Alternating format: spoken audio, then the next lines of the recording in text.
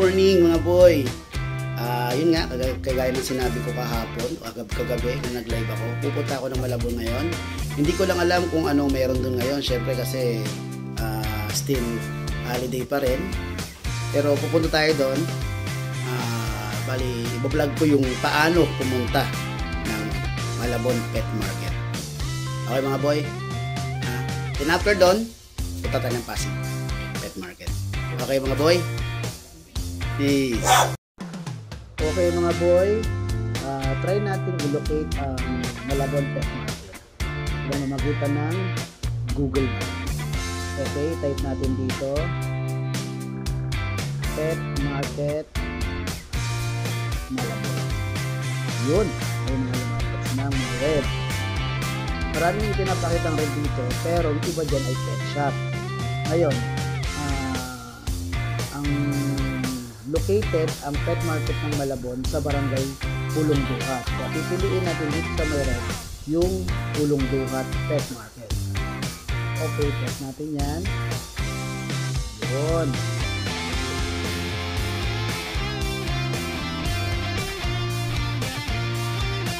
Okay, yan. Then, lalapitan natin siya. Ang Malabon Pet Market pala ay bukas tuwing Sabado. Simula yan ng alas 5 hanggang lunch. Kasi karamihan din umuwi na rin bago mag-lunch mga boy. Maaga na lang po kayo pumunta para makapili din po kayo. Good. From dito sa amin 48 minutes 16 kilometers yung magiging layo na at 48 minutes daw ang aking babagtasin papunta doon. Pero kilala nyo naman si Kuya Gilbert nyo, malamang-lamang hindi ka naman sa inyo nito. Sa sobrang bilis na magpaanda. Okay? Dito sa sinasabi ni Google, pwede tayong dumaan ng May Kawayan at pwede rin tayong dumaan ng Valenzuela. Pero isa man doon, mga boy, hindi tayo dadaan doon. Dadaan tayo sa dinadaanan ko palagi. Saan dadaan tayo ng General Luis, galing dito General Luis Avenue, Katipunan Avenue, lingkod tayo ng Mindanao Avenue, then U-turn lang tayo doon sa kanan papuntang Talipapa, dadaan tayo ng Samandaan Quezon City, Bagbagin Road, then papuntang Kamanchile at papuntang Balintawak, then sa kanan tayo papuntang Malabon, papuntang Monumento, then Malabon. Dire-diretso lang natin yung makarating tayo sa Pulong Duhat. Meron tayo Pulong Duhat Pet Market. So mga boy, sakasakali gusto nyong Google Maps siya, sundin yung daanan na to. Nasa inyo naman po yan. Pero ngayon, tuturuan mo kayo, malay nyo, dun sa mga dadaanan ko, doon magsisimula kayong bumiyahe papuntang Pet Market. Okay mga boy, let's go! Good morning mga boy. Bali dito tayo mag-uumpisa sa may bandang Katipunan Avenue. Nanggaling na tayo sa General Luis Avenue. Dito tayo sa Katipunan Avenue. Dito sa Katipunan Avenue, dire-diretsoin lang natin to hanggang makalabas tayo ng Mindanao Avenue. Tapos mag-U-turn lang tayo sa... Yun nga mga boy, pagkatapos natin dito sa daanan natin sa may Katipunan Avenue, lalabas tayo ng Mindanao niyan. At mag-U-turn tayo ng sandali, then diretso, hindi tayo papasok sa may bandang kaliwa ng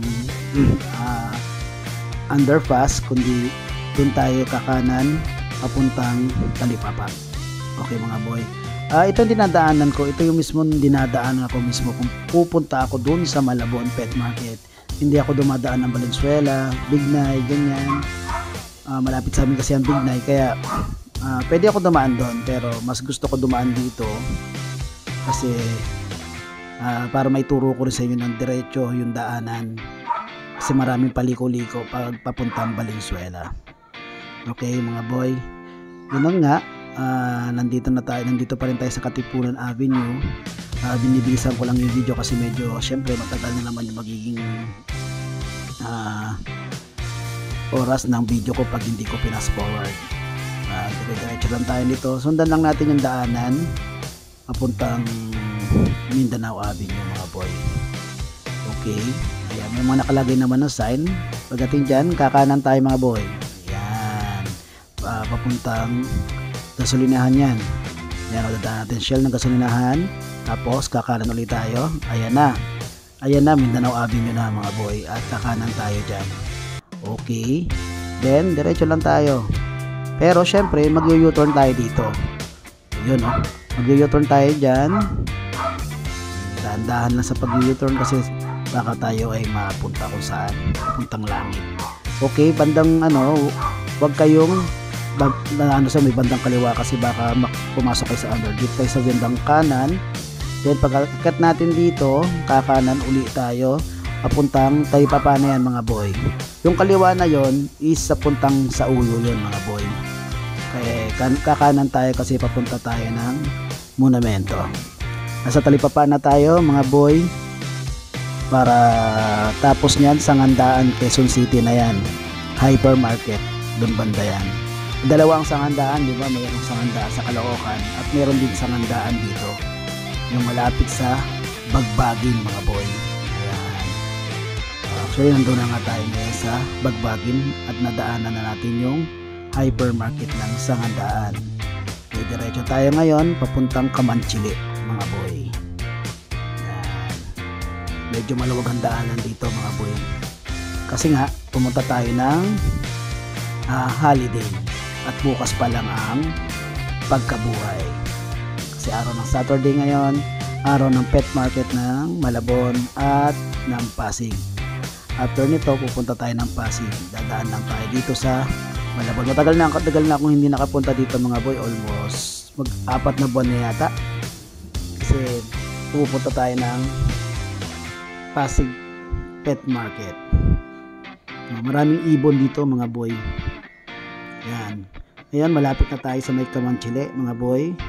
Diretso lang tayo hanggang sa may overpass. Huwag tayong kakanan kasi puntang Service Road yan ng NLEX. Ito ay sa may overpass sa puntang Kamanchili at papuntang Balintawak. Yan, sa overpass na tayo mga boy. At ayun, lalabas tayo. Pero bandang kanan mga boy, doon tayo kakanan kasi papuntang kaliwa yan ay papuntang Blooming Creek. Ngayon kumanan tayo para makapunta tayo ng monumento. Dito na tayo ngayon sa Pag-ibig Monumento. Diyan ko minsan pinapractice ang aking pag-ibig. Pag-ibig mga boy ha, pag-ibig fan. Kaya dire-diretso lang tayo hanggang makarating tayo ng Monumento Shrine. Okay, bandang dulo ang Monumento Shrine. Pag kumanan tayo mga boy, huwag tayo kakanan sa unang kanto kasi papuntang Valenzuela yun. Susunod dun tayo sa susunod na kanan, yun ay papuntang Monumento. Ayan, yung papuntang Valenzuela. Ayun, malapit tayo. Ito, yun. Kanan tayo. Sa may tabi lang naman yan ng hypermarket. Yung bandang kanan. So, diretso lang tayo mga boy. Yun, nakikita na natin ang building ng STI School. Katabi niyan ay ang UE School. Diretso pa rin tayo at makakarating na tayo sa Sangandaan, Caloocan Hypermarket. Dito na tayo mga boy. Diretso lang tayo mga boy hanggang makarating tayo ng City Hall ng Malabon. Sa bandang kaliwa mga boy, wag kasi ayan ay papuntang Nabotas, wag tayong kakaliwa. Yan, diretso lang tayo papuntang Malabon. Okay, yan, diretso lang tayo hanggang makakita natin yung City Hall ng Malabon. At bago dun tayo makarating, ayan, nasa Aquino Avenue tayo mga boy. Dadaan muna tayo dyan ng Malabon Bridge. Yan. Pag nakita na natin yung Malabon ng City Hall ng Malabon. Ano ba yan? Sa kakanan tayo. Yan na, nasa Malabon Bridge tayo mga boy. Nakatatanaw nyo na ba ang City Hall ng Malabon? Ayun, no? Yan. Gerald Luna Street tayo kakanan. Ayan, binabagtas na natin yung General Luna Street. Ngayon, dun banda sa dulo, medyo naputol yung video ko mga boy, kaya hindi tayo hindi nyo makikita ang video na kumaliwa na ako sa bandang dulo. Pero kahit hindi naman tayo dumating doon sa pinakadulo, may bandang kaliwa, unang kakaliwa tayo, malapit sa dulo, pwede na yun tayo dumaan, pero lagi akong dumidiretso muna. Pagdating sa dulo, kakaliwa tayo, ay makikita tayong oval doon. Huwag tayong kakanan kasi mismo papunta na yan ng hulo. Ang gagawin natin ay kakaliwa tayo. Kakaliwa na bandang kaliwa nyo is makikita nyo yung bandang kanan ng Malabon High School. Okay mga boy, yun ang bandang dulo kasi puputol tayo rito mga boy. Pagdating dun sa high school ng Malabon, doon makikita natin ang 7-Eleven bandang dulo. Kakanan tayo dun mga boy. Okay, yan, pinabagtas pa rin natin itong General Luna Street. Ayan na, yan na yung Malabon School kung saan kami dati nag-aano ng CET. Malaman kami ng CET. Sakop na to mismo ng Hulong Duhat. Ayun, nakikita niyo sa 7-Eleven. Kakanan tayo sa Gutierrez Street, mga boy. At pagkanan natin ng Gutierrez Street, nakikita natin ng Jollibee. Doon naman tayo kakaliwa. Kaya sa kaliwa na yan ay yung Naval Street kaliwa. Pero kasi katapat niya ng Naval Street din, kanan. Kaya lilagay ko sa kaliwa. Pagkakaliwa natin mga boy, nakikita natin sa bandang kanan ay yung Engineer. Yan, tapat yan ng kanto mismo ng Malabon Pet Market. At tabi naman siya ng Mercury Drive. Ayan na mga boy. At nandito na tayo mga boy sa Malabon Pet Market.